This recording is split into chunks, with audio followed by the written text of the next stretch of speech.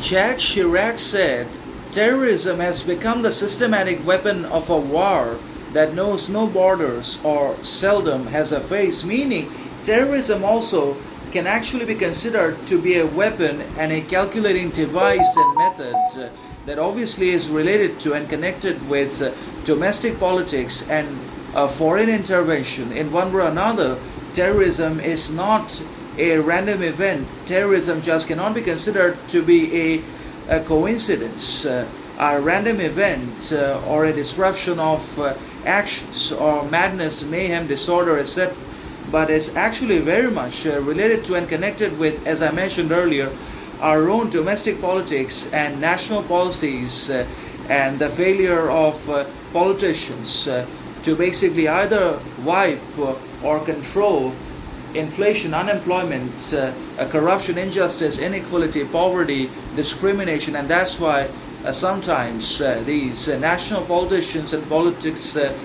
can also consider the use of terrorism against its own people to basically secure support and generate empathy from its subjects and from all of us in one way or another. So terrorism is a weapon which has cunning significance about it. Terrorism is a systematic, manipulative and exploitative weapon of not just wars, because war is also a terrorism, a humanitarian crime and a tragedy of great proportions. Obviously, it presents itself even in modern societies and cultures and the system through unexpected ways and unfair means, because again of the involvement of politics and the participation of our own politicians and policymakers in it in one way or another that facilitates such heinous actions and dangerous behaviors directed towards us for the regeneration of the lost sympathy, kindness, understanding, respect for the one-party government and one-sided politicians that obviously are ruling